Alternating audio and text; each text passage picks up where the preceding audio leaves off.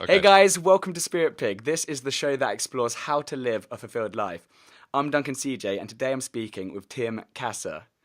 After receiving his PhD in 1994, Tim became the professor of psychology at Knox College in Illinois. He's the author of numerous books and scientific papers on materialism, values, and well being, including the titles The High Price of Materialism and Psychology and Consumer Culture.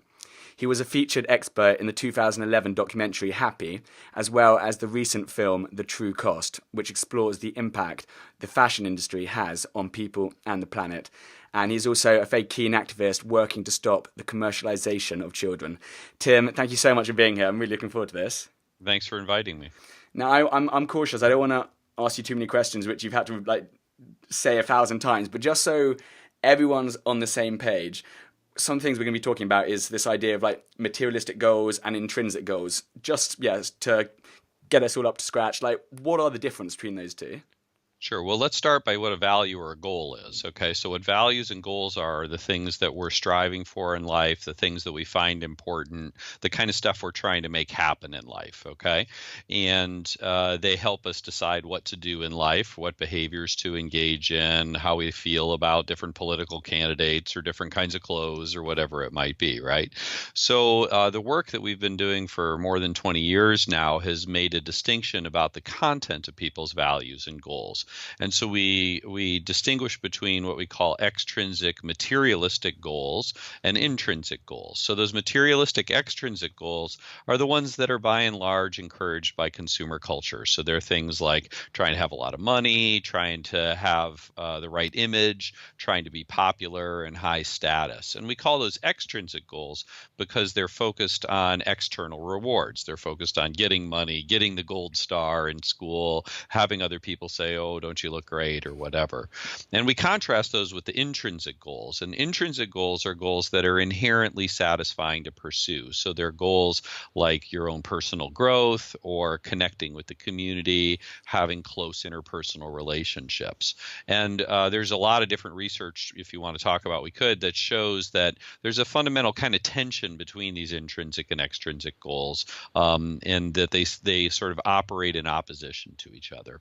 Yeah, it was interesting because when researching this and researching some of your work and the findings, over how you said 20, 25 years, when people prioritize materialistic goals at a much greater degree than intrinsic goals, weren't there three consistent sets of findings which just come up again and again and again, don't they? Absolutely, yeah. So, and it's just to be clear, though, it's not always that if they prioritize it a lot more than the intrinsic goals, even if they kind of lean more towards the materialistic goals than those intrinsic goals, we see these three kinds of problems. So, the first set of problems has to do with personal well-being, and that's what I was doing research on back when I did my dissertation, oh, so many years ago. And what we found over and over in a couple hundred studies by now, researchers have demonstrated that when people prioritize materialistic values for money, image, and status, they report that they're less happy, less satisfied with their lives, feel less vital, experience fewer positive emotions like joy and contentment, and they're also more depressed, more anxious, more likely to use substances like alcohol and cigarettes, etc. So the well-being outcomes are the first set of problems associated with materialistic values. The second one that we started looking at kind of next were social behaviors. So what we started to see was that people who were more materialistic had shorter, more conflictual relationships with other people, and they treated other people in sort of a more competitive way, a more Machiavellian kind of manipulative way, instead of sort of a warm and nurturant way. And then the third set of outcomes that we started looking at about in 2005 or so were ecological outcomes. So we showed, and other researchers have now shown, that when people focus on those materialistic values, they tend to care less about sustainability of the Earth's limited resources, and they tend to behave in ways that use up more of Earth's limited resources. So they live in bigger houses, they fly, far away on vacation, they eat a lot of meat or out of season vegetables, etc. So what we're finding is that materialistic values are not only bad for kind of people's own well-being, they're kind of bad for civil society, and they're also bad for the planet. And I think it's interesting that it's even though like knowing some of those things, it kind of feels like, okay, that kind of makes sense, but then actually now there's so much science and research and data actually backing up, which may be something which we kind of thought we knew, but actually it's kind of empirical, like truth, black and white now, isn't it? That's exactly right. I mean, to be honest, people have been saying this for thousands of years. I mean, you go back to the ancient philosophers in China and India, or you look at what Jesus or the Buddha had to say, and Muhammad. I mean, pretty much you see the same sort of message over and over again in a lot of religious and philosophical thinkers. What's happened over the last 25 years, both from my work, but also from other scholars' work, has been to, lend some empirical credence to those ideas, but I think also suggest some new things. I don't think Jesus had a lot to say about how materialism hurts Earth's sustainability, for example. And I also, I think that our work has been able to sort out some of the pathways by which materialism leads to lower well-being and other kinds of things too. Yeah, one way that you described it was like this picture, which made it really easy. Was like in terms of you were talking about sort of that balance shift. When it was almost like a seesaw, isn't it? So if you're focusing on whatever, like the materialistic things, then one thing has to give. So it's almost like that seesaw. You can't have them like both, be really focused on that if they're opposites or something like that. Yeah, that's right. I mean, so another analogy I use a lot is that if you think about all your values as being a big pie, and each slice of the pie is a different value, right? So you have a spirituality slice, you have a family slice, you have a hedonism slice, you have a materialism slice, and everybody's got a slice of each of the pie, okay? What we find, though, is that, of course, as one piece of the pie gets bigger, some other pieces have to get smaller, okay? And what the research demonstrates, and this is the seesaw effect, is that it's not random which values will get smaller as materialistic values get bigger, okay? It's not a random thing, okay? As materialism becomes more and more important, you're going to see image and popularity become more and more important, and you're going to see those intrinsic values shrink.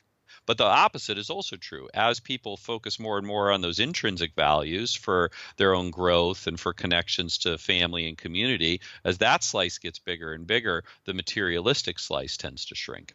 I think that's quite. Yeah, I mean, on one hand, if you know that you're focusing on the wrong things, it's like, oh, it's scary. But like you said, on the flip side, we're in control. We can choose to focus on those things, those intrinsic things. So actually, I think that's quite an empowering thought, actually. Yeah, I think it is too, and I want to really emphasize that all of us have all of these values, okay? So I know that I'm materialistic some days, and I've been studying the problems with it for 20 some years. But the question becomes, what do you do when those materialistic values get activated in you? How do you behave? And how do you really organize your whole life in order to decrease how much time you're sort of spending in that part of your value system, and how much time and increase how much time you're spending in the intrinsic part of your value system. When you look at America or, say, the UK, like, how do their values differ when compared to, say, Scandinavian nations? Sure. So we've done some research on that, and primarily with a predictor variable, or trying to understand it from the viewpoint of capitalism. So I mentioned a little bit about consumer society, but consumerism is really the cousin of capitalism, right? And so the goal of capitalism is to make a lot of profit, increase economic growth, keep corporations running as well as possible, et cetera.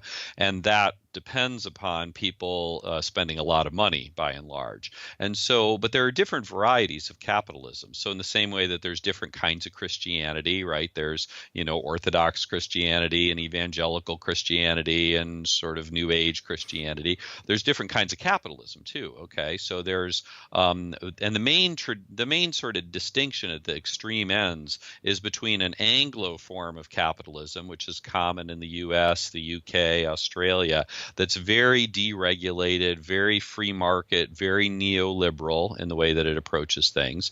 And then a more Scandinavian sort of social democratic way, what sometimes is called a strategic form of capitalism, or a cooperative form of capitalism, where it's still capitalism, but there's a lot more regulation of how business works. There's a lot more efforts to make sure that employees have rights, et cetera.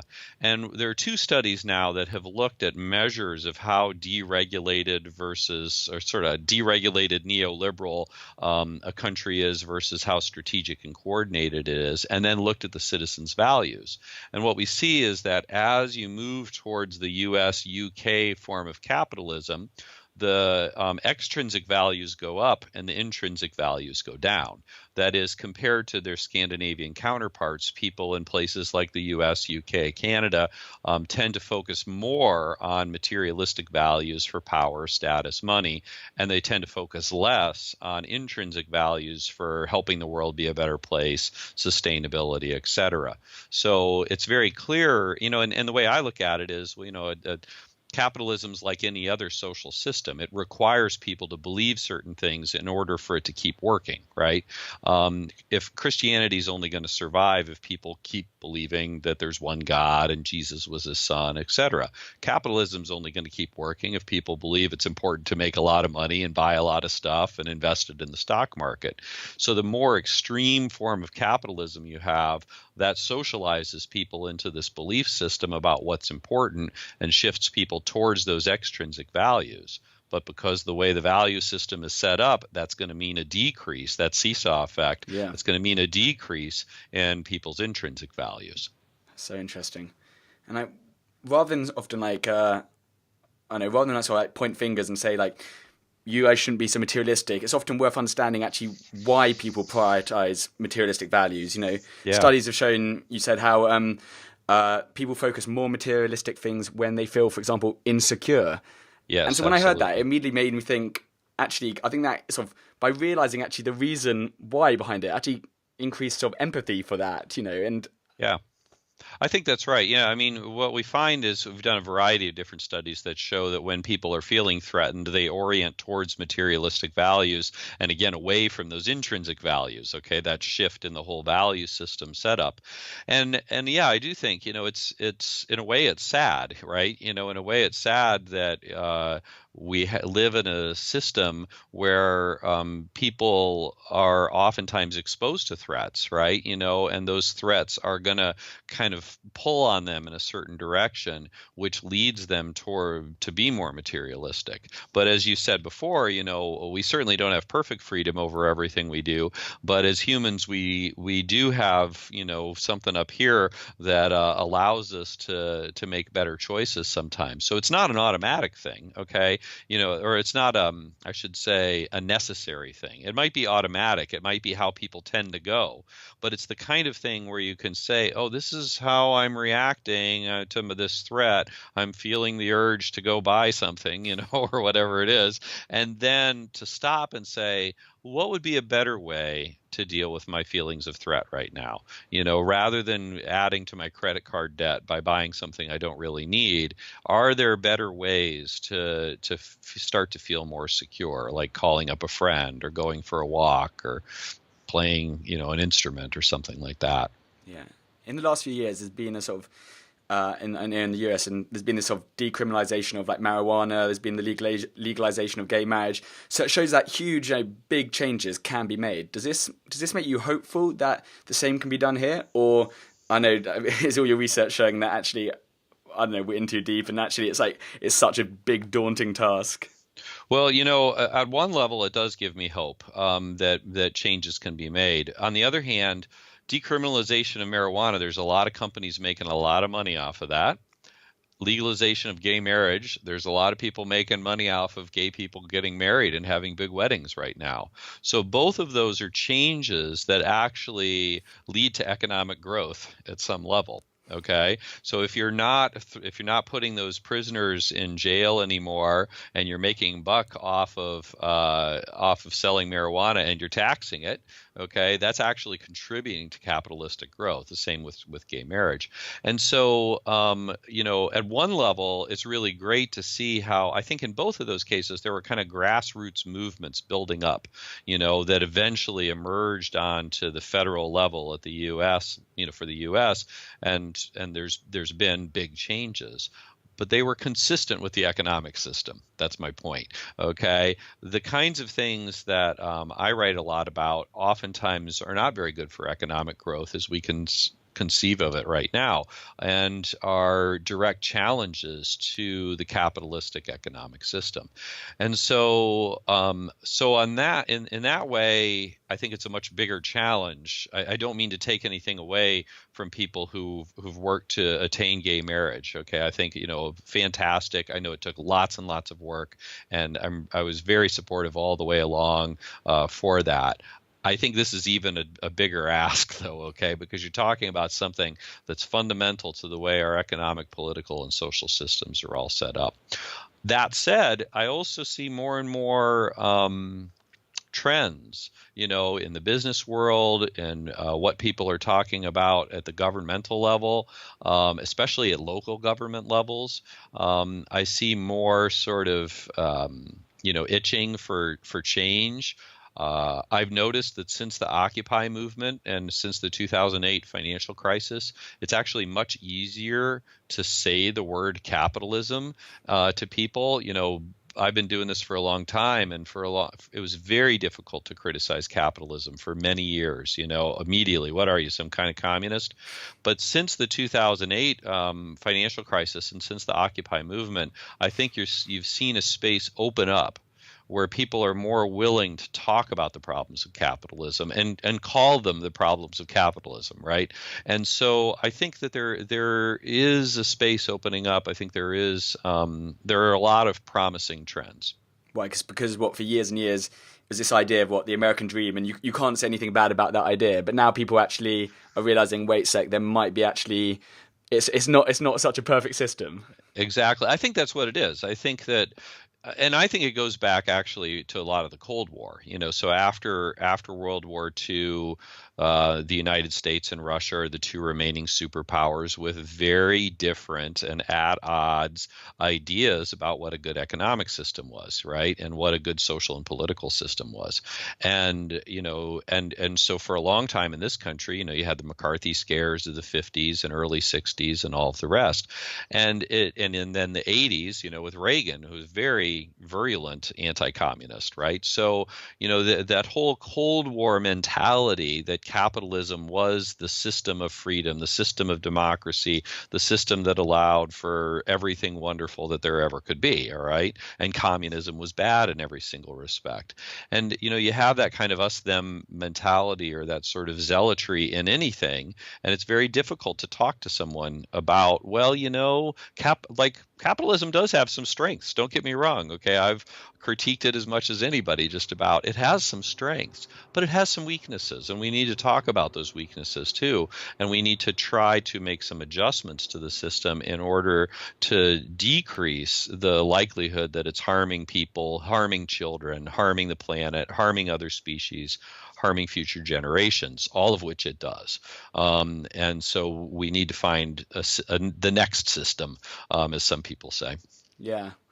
I've been one thing that I think's I think maybe I'm optimistic by nature, but then sometimes it's just like when you suddenly. I try to avoid the news anyway, but sometimes things do seem like so bleak. But then one thing I've loved is, and I mentioned a couple of those documentaries, like when a power of like a really great film or TED Talk or anything, the power of like a story well told can be a seed for such like massive change. And I've seen it on so many different times in different niches, whether it's sort of I don't know, as in I'm obsessed with documentaries, so I've been watching them, but that gives me hope, definitely, because I've seen, when there's enough people behind an idea, like amazing things can happen. I think that's right. But the idea by itself has to get the people behind it, right? And the people behind the idea have to be able to work to make the idea concrete in this world, right? And by concrete, I mean they need to put it into the practices of business and the practices of government and the practices of their own lives, right? And figure out ways to live it, to make the idea real here in this world, so that people can be in it and act through it. And I think that's the really difficult part. And that's the thing, the thing I always think is that, it took the abolitionists in the United States 150 years to get rid of slavery, and we're still dealing with civil rights stuff, as is obvious from Black Lives Matter and all of the terrible things that are still going on with regard to race in our nation. So these things take a long time, right? They take a long time. They take persistence. They take leaders and who are willing to devote their lives to it and all of the rest. And so I think that's what has to happen. Yeah. And what choices? Because obviously you've studied a lot of these things, and you know it, a lot of the stuff intellectually, but I know that you also try and live these principles. How have you kind of put some of these things into your own life? Sure. Well, I'm imperfect with regard to that, but I've certainly tried to make a lot of changes over the years. One of the first things I would say I do is that both my wife and I earn and work less than we could. So for most of our kids' childhood, my wife worked 30 weeks a year, 20 hours a week, so that she could be with, at home more with the kids. I have worked either 2/3 or 3/4 time for my college, pretty much my whole career here at Knox College. They've been kind enough to support that, but I take a pay cut too. So I only get 2/3 or 3/4 of my salary. But it's so that I can have more time to be with my family, to do activism, to play the piano and be out in the garden and stuff like that. So that's one thing we've definitely done. A second thing we've done is we've been very careful about how we spend and invest our money. So we were very careful to buy a home we could afford on just one salary, so that we didn't have to go into a lot of debt, and so we could pay off our debt and be debt free, which we are now. I have no debt. I have 2 kids in college, but I have no debt. And we're very careful about how all of our investments, what they're in, to make sure that those investments reflect our intrinsic values. So, practice socially responsible investing. I think our career choices both reflect that. My wife's a clinical psychologist. She's trying to help people who are anxious and depressed or have learning disorders. And I'm teaching, and trying to write and do things like that. So I try to, enact what I believe in and what I value through my job, and through activism. So until I have sat on 2 boards of not-for-profits, I've widely consulted with the World Wildlife Fund and places like that to try to bring these ideas into the activist community and help activists be think like psychologists, I guess, and hopefully be more successful in their work. And I think I try to do stuff that's fun and that's meaningful. I play the piano every day. We live on 10 acres of land, and we grow a lot of our own food, and, have chickens for eggs, and we're vegetarian, so, practice that kind of a lifestyle too. So, I think those are some of the most important things that my family and I have done. Because you encourage people to ask themselves that question, is my life set up in a way that actually reflects what I believe is most important? Rather Absolutely. than, I guess, going through life maybe just almost on autopilot, when you're just oh shit, you're living somewhere which you didn't necessarily choose, you're hanging out places, you're doing stuff where you go through the motions. But actually to take that time, is my life set up in a way that actually reflects what I believe is most important? Yeah, absolutely. I mean, that's really well put. Excuse me. Because I think when I wrote The High Price of Materialism back in 99, 2000, when I was writing it, I think back then I really believed that the answer was to decrease how materialistic people were, and that was really the solution. And and I still believe that. I still don't watch television, commercial television. I still do everything I can to keep ads out of my life, because I don't need that temptation. And that gets at this second issue. I think, nowadays, though, I think really the answer is, how do I figure out how to live my intrinsic values, and how can I work to change society so that it enacts intrinsic values, right? And to take the focus less off of kind of the negative of decreasing my materialistic values. That needs to happen too, okay? But the real question is, how can I move towards intrinsic values? And the other thing I've really kind of come to think over the years is that intrinsic values in a lot of respects are pretty fragile. I think. I think they're a fundamental motivation to being human, but so are those extrinsic values. That's another pretty fundamental motivation to being human. And I think a lot of it's our primate nature. And I think there's something about us that gets really easily distracted by money and image and status. And I think there's, the findings that threat moves us towards those values is another piece of evidence supporting that. Why is it that when we're threatened, we, don't think, oh, here's would be this better thing to do, but instead we're like, oh, give me something, right? Or there's a really famous study in psychology that shows that if you have people who are doing something fun and then you give them some money, they stop doing it. Okay. They don't want to do that thing that they were doing for fun anymore. Well, why is that? It must be that intrinsic motivation to do something just for the fun of it is actually kind of fragile, because you give somebody money and they don't want to do it for fun anymore. Right. So it's a really hard task to be able to kind of keep those intrinsic values in front of you, because I think there's a lot of pulls to move towards the extrinsic values. And those pulls are enhanced by living in a consumer capitalist society where you get 3,000 commercial messages a day, and where politicians are always saying it's about economic growth and all these kinds of things, and where your peers are buying new stuff all the time and telling you about it. There's a lot of things to pull you that direction. So you have to be very intentional, very mindful, very systematic about trying to move in that intrinsic way, I think, and in trying to set up an environment for yourself that makes it easier to be that way. What does a fulfilled life mean to you? Well, fulfilled isn't going to come surprise to anybody who's just been listening, but I think for me, a fulfilled life is about being able to successfully pursue those intrinsic values, that I've been able to grow as a person, and change as a person and become kind of who I am, that I have good relationships with my family and friends, and that I've contributed to something bigger than me, that it's not just about, my little interests or my little things, but that I'm trying to work to help the world be a better place. I think all of those things together are what's needed to have a fulfilled life. And this next question, we had a little chat about this earlier, and I know I'm keen to hear your answer, because I know that there's some holes in this one. But like, if I was to say what is one thing our listeners can do today that will have a big impact on their lives, like what springs to mind when you say that? So we did have this email conversation, and in your email you said massive effect, not big effect. I know, too. I toned it down, massive. Well, but massive's bigger than big. I don't think that there is any one thing you can do to have a massive effect on your life today. I don't believe that, okay? It's too hard, all right? I was trained as a clinician. My wife's a clinician.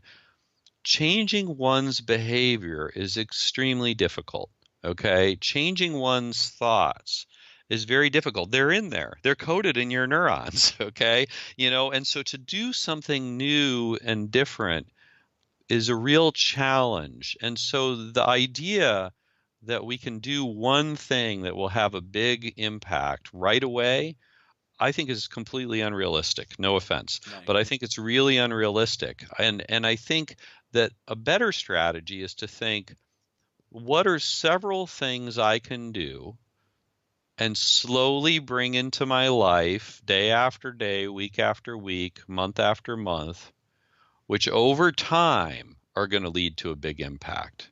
I think that's really, to me, that if it were my show, that's the question, okay? And again, I think, because I think that's what people actually can do, all right? And I think if people make one big change, it won't last very long. Yeah. All right. But if you every day ask yourself, did I live my intrinsic values very well today? And how didn't I? And in the cases when I didn't, why was that? All right. Why did I go in that other way, which really actually wasn't all that satisfying? And what can I do next week when I'm stuck in that situation again, so that I act differently next time and get something more satisfying for myself? That's a long process. It's a hard process. But I think it's the process which ultimately leads to long-lasting change. So if I had to say one thing, I would say the one thing is keep asking yourself, how can I enact, how can I behave, how can I set up my life around my intrinsic values better today than I did yesterday? Well said. And last but not least, how can people find out more about you and your work? Sure. Well, if you just do some kind of an internet search and you put in Tim Kasser, and that's Tim Kasser, and I'll pop up. There's a YouTube video that many people might find really interesting. It's an animated video where I'm narrating and then somebody's drawing along. It's only about 5 minutes long, but it's a good way to get a real brief overview of some of my work. And then I think that's probably the best place for a lot of people to start. Amazing. I watched that video already and it's fantastic. So I will, if everyone goes to spiritpig.com, I will have that link to the YouTube video straight underneath this interview. Tim, thank you so much. It's been fascinating talking to you today. You bet. Thanks for having me. I appreciate it. Catch you soon.